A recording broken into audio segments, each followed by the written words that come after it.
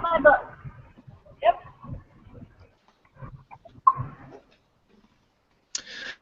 And good morning again. We're live with Brooke on her way to a birthday party, so she's mobile. And I'm here in Southwest Florida. Let me adjust the lighting here a little bit.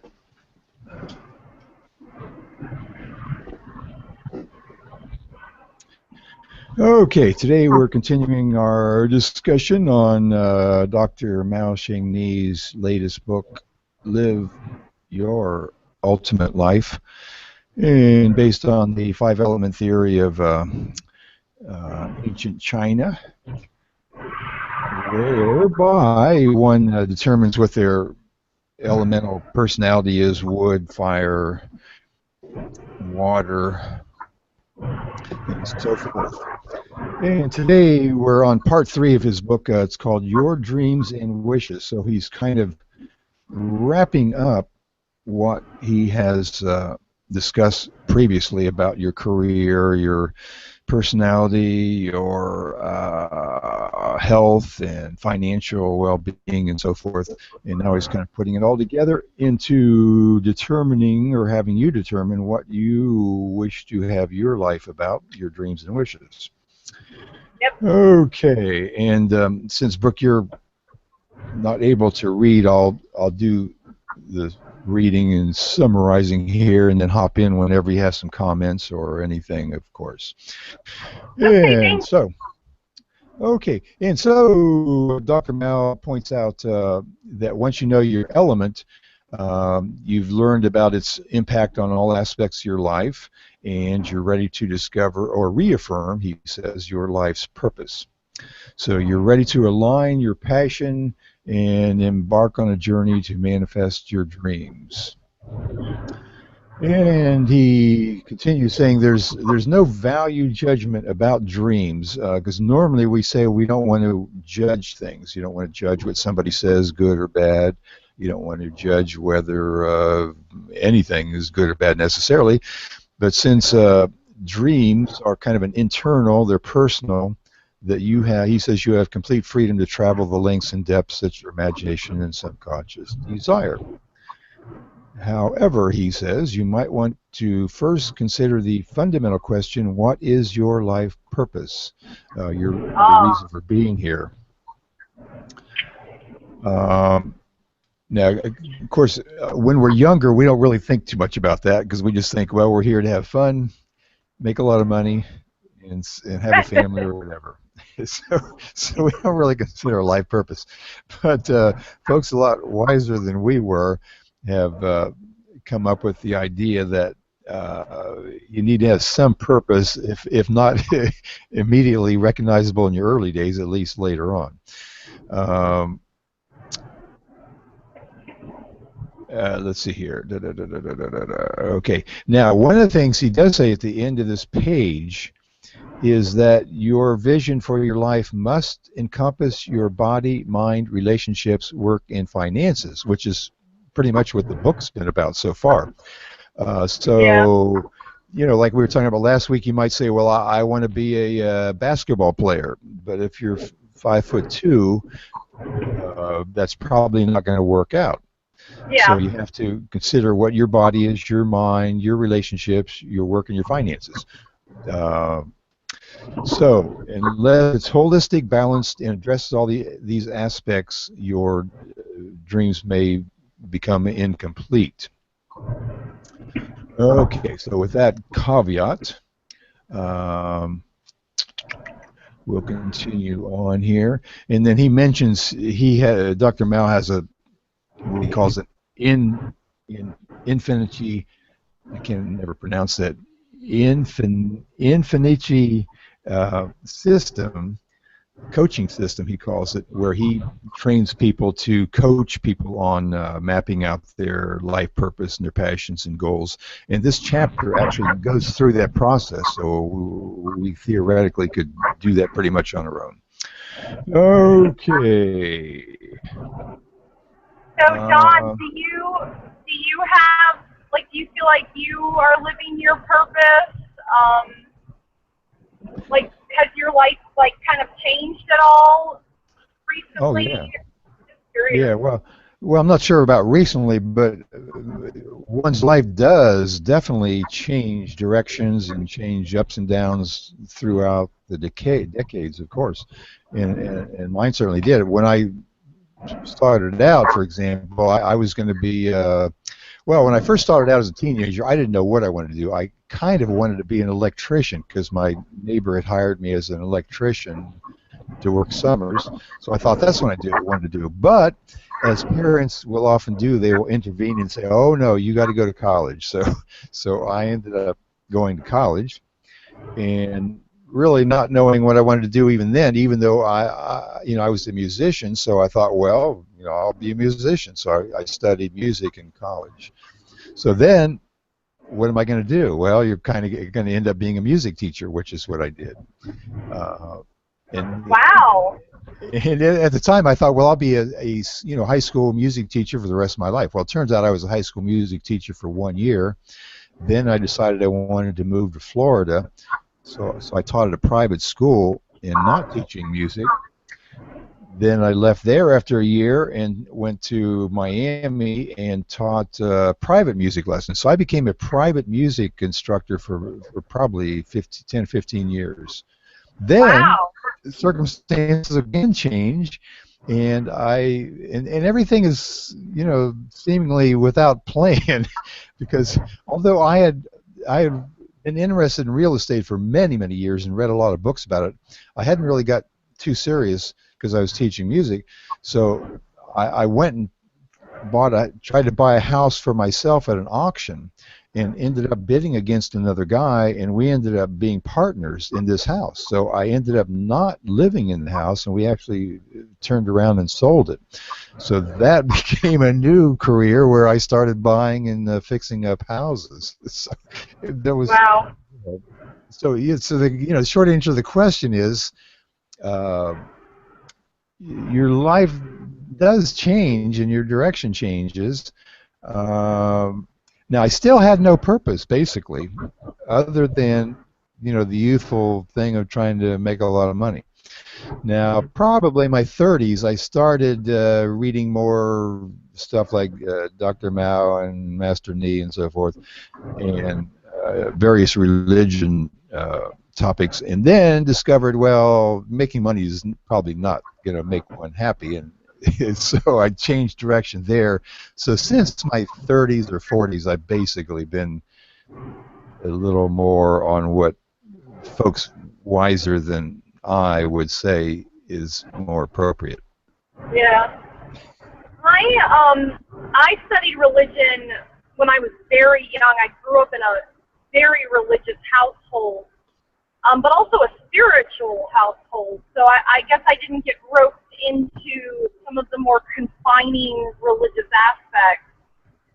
I studied theology all the way up until college, and I always felt like my purpose, I always wanted to have a family, I always wanted to have children, and I had like set this date, I set this time limit to, I was going to have a career and I was going to have a family by the time I was 30.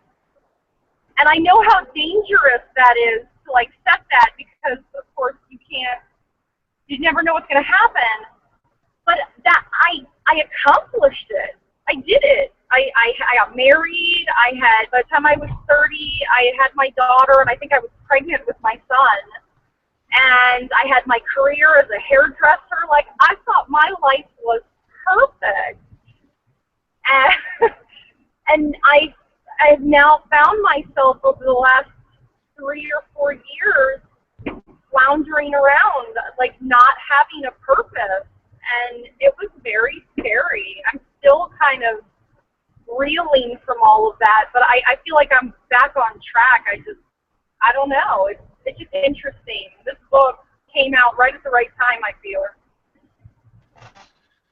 Yeah.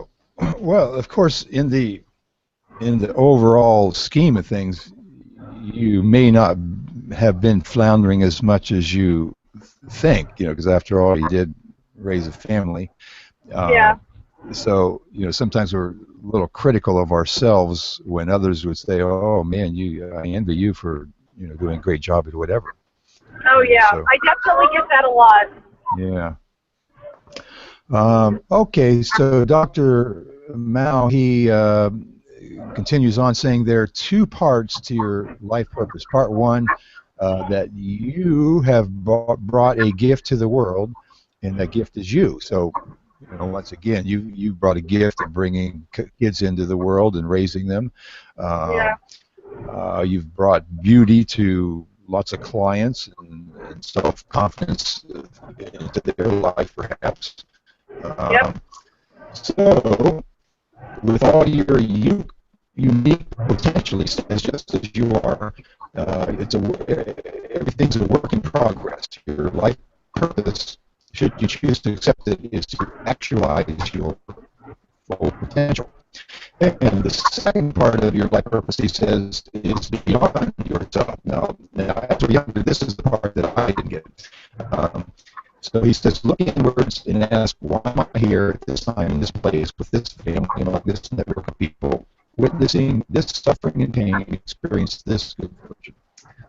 So he says, possibly the most important question you should ask, as taught by sages throughout time, is, how do I plan to serve? And that is the purpose of your life. And like we've talked about, that when you're younger, you don't think of that, and maybe that's the way we're built anyway. When you're younger, you are just here to raise a family, to take care of things, so you don't look at the wider things. But ultimately, the purpose of your life is to serve.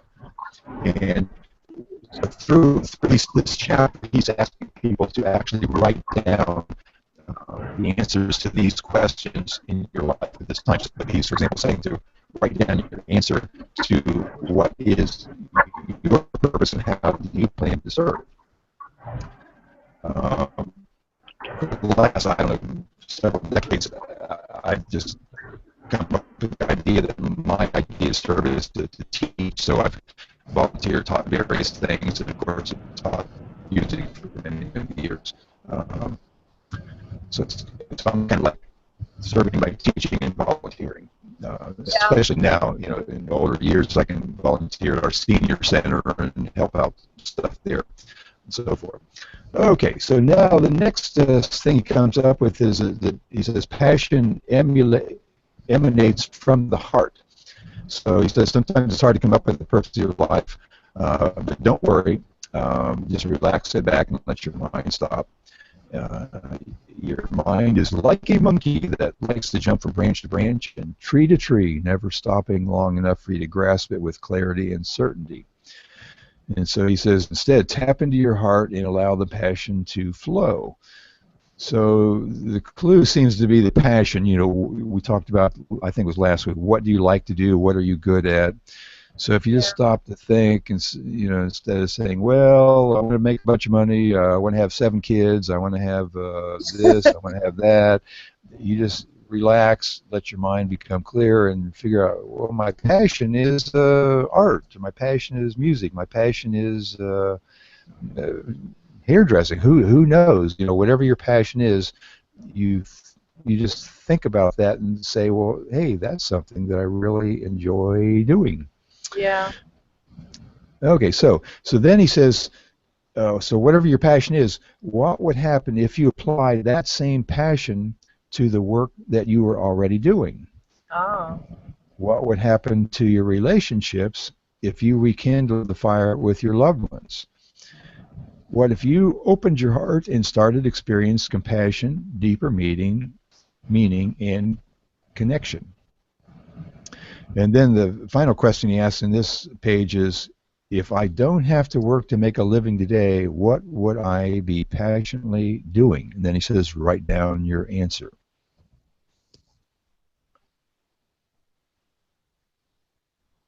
Any clue on that one?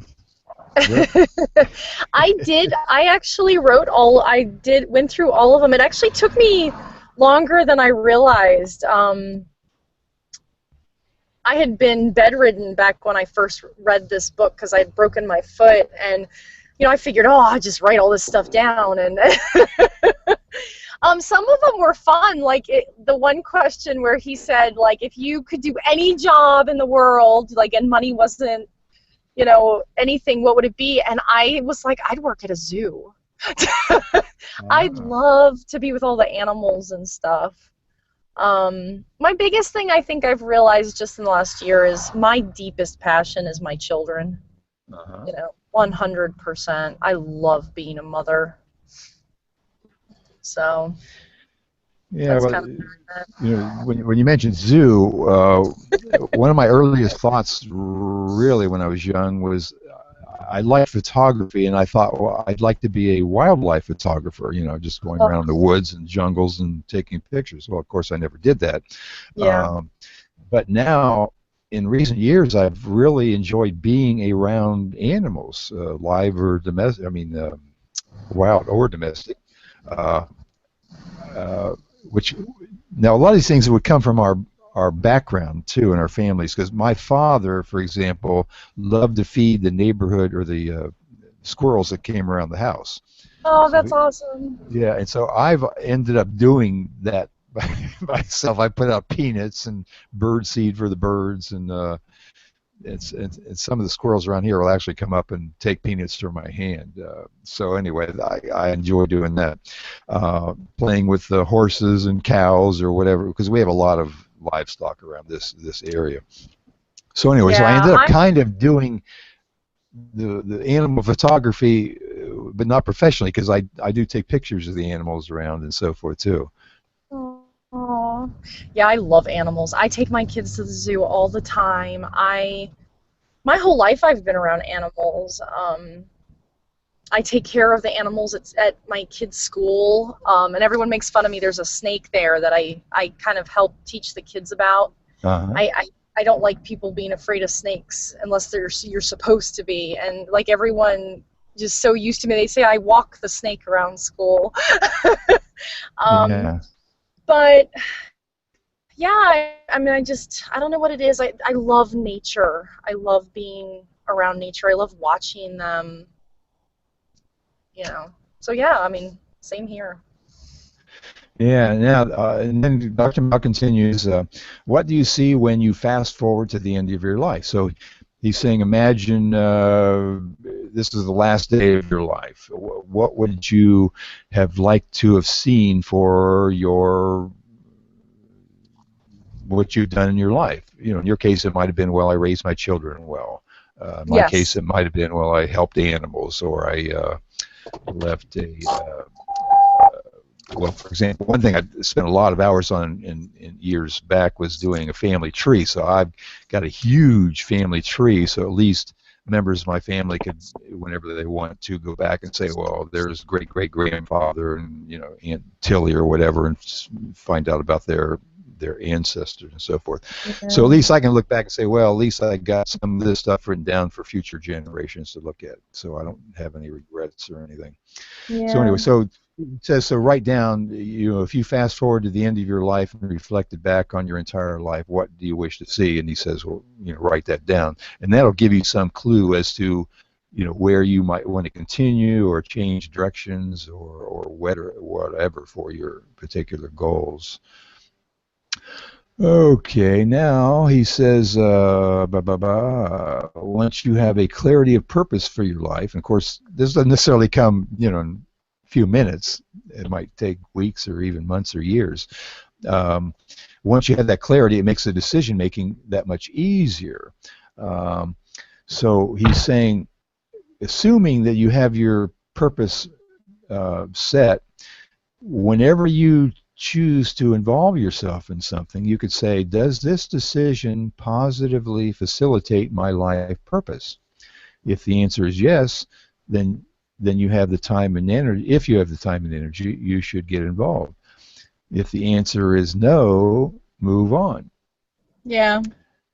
Yeah. Now he's not saying, disregard any fun or or anything like that. He's just saying that once you know your purpose, you can have more clarity on things you should be doing. So, if you're purpose, for example, is raising children, you probably would think twice about going on a trip around the world without the children, for example, you know. Oh yeah, that's a perfect example.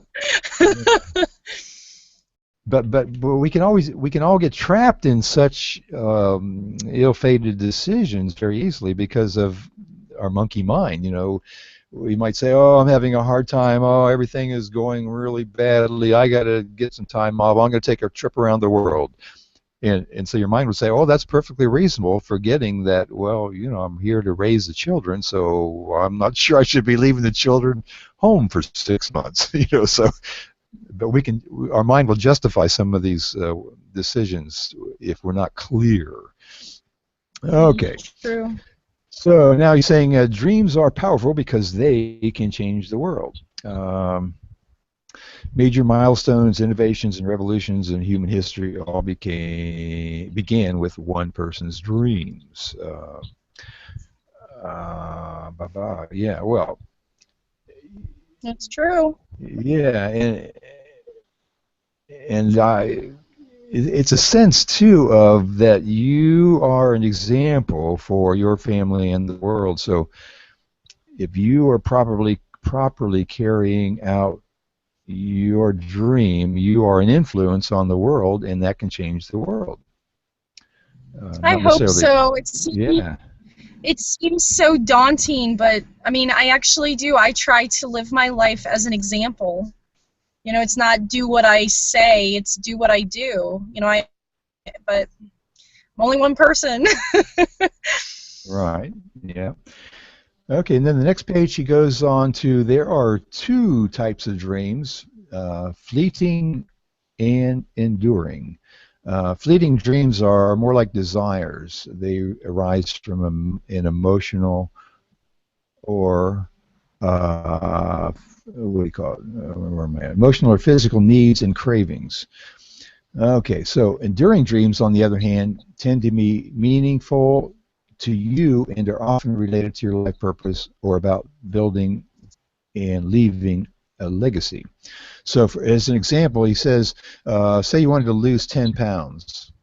You may succeed and lose the weight, and eventually you might regain the weight. So that would be a fleeting dream. Now, in contrast, he says, you may have a dream to achieve good health, stay physically active, and make consistent positive changes. So that would be kind of a more general goal, which would be more enduring. And so he's emphasizing that you probably want to take a look at these enduring dreams and not just your fleeting dreams. That's very wise. Okay, now the next section are dreams are personal because they are your own. You have complete freedom to choose what they may be. And he says you shouldn't feel compelled to have dreams of saving the world or something else equally grand, thinking that unless you have a grand dream, it's not worthwhile. So your dreams are in alignment with your passion and life purpose because they're the vehicle through which you realize your purpose. So then he gives you some questions. He says, how can I use my abilities and talents to serve? Number 2, who will benefit from my dreams? And number 3, will my dreams help me fulfill my life purpose? He says, take some time and write down your answers. So again, he's emphasizing your dreams should be something that will tend to serve people and also would benefit your own dreams and your own life purpose. So once again, he's asking for a little thought and to have you write those things down. And presumably they're not written in stone, that you can change them from time to time depending on what's going on in your life. Yep, things always are changing. Eventually my children will grow up and then I'll have to find a new purpose. Yeah. Or who knows, maybe your original purpose would coordinate with that even so. Thinking, because you would still be setting an example. You would Yep. maybe be a grandparent, so you got the grandkids to be an example too, and I eventually hope so. grandparents and so forth. Okay, well, we've done about half an hour here, Brooke, on Sunday morning.